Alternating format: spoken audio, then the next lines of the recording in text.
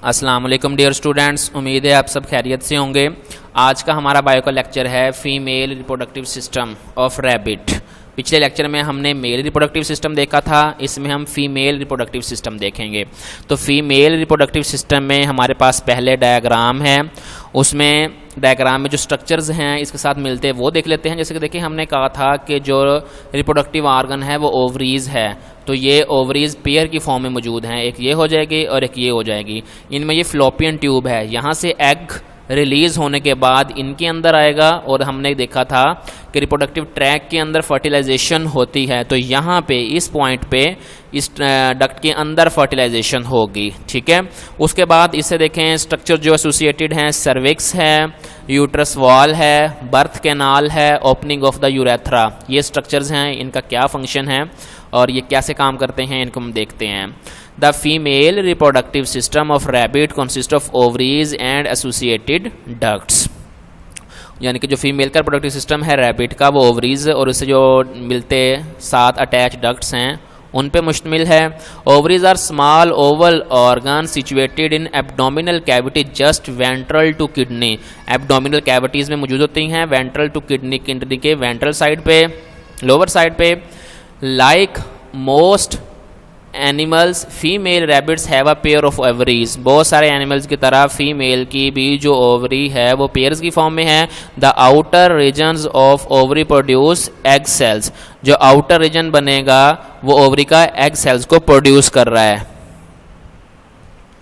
A cluster of specialized cells called follicle surrounds and nourishes each egg cells। यानी कि एक गुच्छे की फॉर्म में जो फॉलिकल्स हैं वो एग सेल्स को सराउंड की होंगी और उनको न्यूरिशेस न्यूट्रिएंट्स प्रोवाइड कर रही होंगी। From ovaries egg cells are released in fallopian tubes. अब ये जो हैं ओवरी से एग रिलीज हो जाएंगे फ्लोपियन ट्यूब्स में। ठीक है, ये जो ट्यूब्स बनी हुई हैं। The opening of fallopian tube lies close to ovary. जो ओपनिंग होगी वो ओवरी के लाइज इनके बिल्कुल क्लोज ओपनिंग होती है। फर्टिलाइजेशन अकर इन फ्लोपियन ट्यूब्स। एमसीक्यूज है इंपॉर्टेंट। अब अक्सर औकात यहाँ पे लिख देते हैं वो रिप्रोडक्टिव ट्रैक, तो उसी का ही ये नाम है। फ्लोपियन ट्यूब भी वही है, रिप्रोडक्टिव ट्रैक भी वही है। ठीक है, तो यहाँ पे फर्टिलाइजेशन टेक प्लेस होनी है फ्लोपियन ट्यूब में या रिप्रोडक्टिव ट्रैक में, ये आपने एमसीक्यूज के लिए याद रखना है। And the fertilised egg is carried to uterus. और जो फर्टिलाइज्ड एग है वो यहाँ से घूम के यहाँ पे कैरिड आ जाएगा यूट्रस में। ये देखिए यहाँ से आ रहा है यूट्रस वाल, इसकी ओवर बैक साइड पे यूट्रस मौजूद है।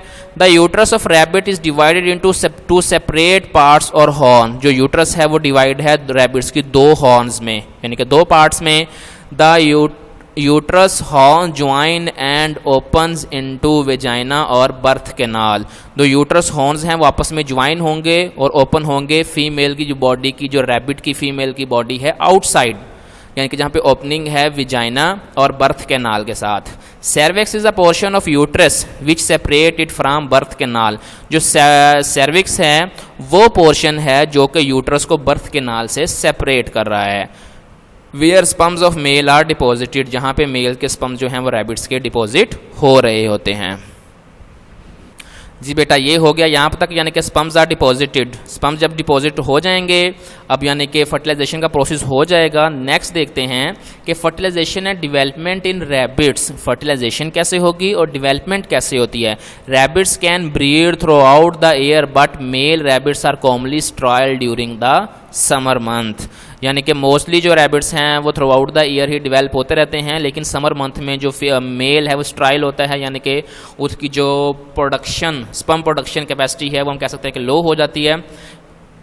Male rabbits deposits its sperms in the vagina birth canal of female. जो मेल रैबिट्स है वो फीमेल के विजाइना में बर्थ कैनाल में स्पर्म्स को डिपॉजिट कर देता है। Sperm swim through cervix and uterus to fallopian tubes where they fertilise the egg cell. तो अब देखें यहाँ पे हमारी बात क्लियर हो जाएगी। हमने कहा था कि जो एग्स हैं वो नॉन मोटाइल हैं, तो वो यहाँ से मूव करने के बाद, यानी कि ये फ्लोपियन ट्यूब है, इसके अंदर छोटे छोटे हेयर लाइक स्ट्रक्चर जिसको हम सीलिया बोलते हैं वैसे मौजूद होते हैं, वो उनको मूवमेंट करते करते यहाँ तक आ जाती हैं। जैसे ही यहाँ से मेल के स्पर्म्स डिपॉजिट होते हैं तो स्पर्म्स मोटाइल हैं, तो वो यहाँ से होते घूमते घूमते यहाँ पे आ जाते हैं। यहाँ पे फ्लोपियन ट्यूब में फर्टिलाइजेशन हो जाती है।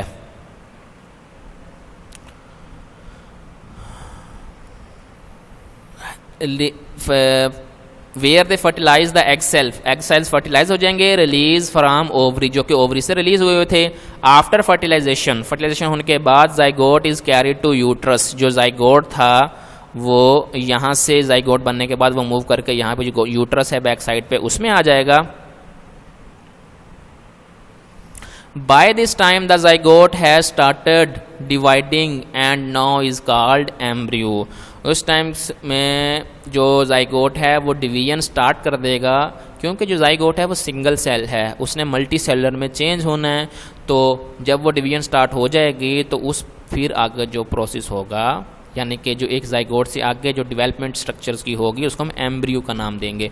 The embryo is implanted in the uterus वाल, जो एम्ब्रियो है वो इम्प्लांट हो जाएगा, अटैच हो जाएगा यूट्रस वाल के साथ। A connection called placenta is established between embryo and the uterus wall. Embryo develops into new offspring rabbit kid in 30 to 32 days after which it is born.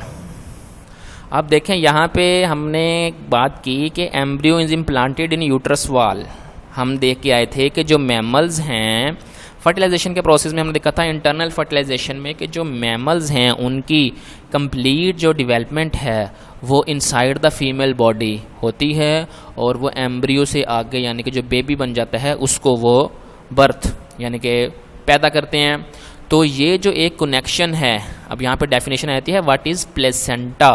Placenta क्या है? Placenta वो connection है जिसने embryo को birth यानी uterus wall, माँ के पेट के अंदर जिस कैविटी में वो डिवेल्प हो रहा है उसके साथ अटैच करना है। अब देखें एम्ब्रियो ने अगर ग्रो करना है, हमने वहाँ पे डिस्कस किया था कि जो मदर है वो एवरीथिंग तमाम चीज़ें प्रोवाइड कर रही है जो एम्ब्रियो ग्रो हो रहा है। तो अब देखें जाहिर सी बात है, हम ये जब देखते हैं कि जो एम्ब्रियो डेवलप हो रहा है उसने खुराक भी लेनी है, उसने सांस भी लेना है, और जैसे कि वो खुराक कंज्यूम करेगा तो उसका वेस्ट मटेरियल भी प्रोड्यूस होना है।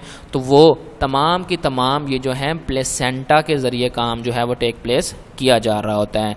प्लेसेंटा के ज़रिए वो यानी कि रिस्पायर भी कर रहा होता है, उसने जो सांस लेना है, उसको जो खुराक मिलनी है वो भी प्लेसेंटा के ज़रिए माँ के पेट से यानी कि उसको ट्रांसफ़र हो रही है, और जो आगे उसका जो वेस्ट मटेरियल है वो भी प्लेसेंटा के ज़रिए ही एम्ब्रियो से दोबारा आउटसाइड द बॉडी उसके माँ के पेट में ही वो यानी कि डिपॉजिट होता रहता है। Is established between embryo and the uterus wall.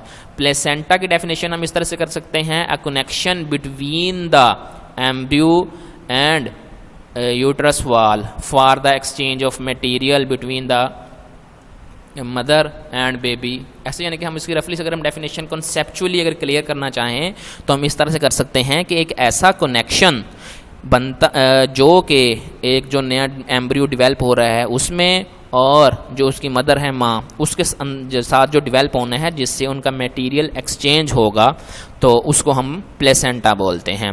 Embryo development to new offspring in 30 to 32 days after which it is born, यानी कि जो रैबिट का एम्ब्रियो है वो 30 से 32 डेज़ के अंदर ही यानी कि वो डेवलप हो जाता है, उनमें ये कनेक्शन भी सारा बन जाता है विच इट इज़ बोर्न होने से, यानी कि बाद में उसने वो यानी कि बॉडी से बाहर जन्म हो जाता है उसका।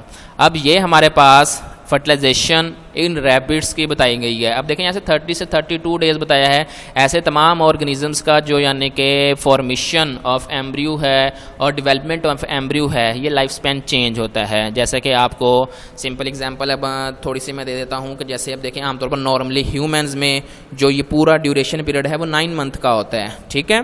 तो ऐसे तमाम ऑर्गेनिजम्स में जो यानी कि जो पीरियड है, टाइम पीरियड, वो चेंज होता है। उस पीरियड के हिसाब से ही ऑर्गेनिज्म जो हैं वो इनसाइड द फीमेल बॉडी वो डेवलप होते रहते हैं।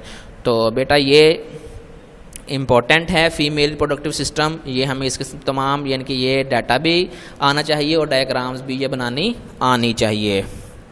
उसके बाद ये fertilisation and development in rabbits ये भी पेपर में आ जाता है, इसको भी आपने अच्छे से याद कर लेना है।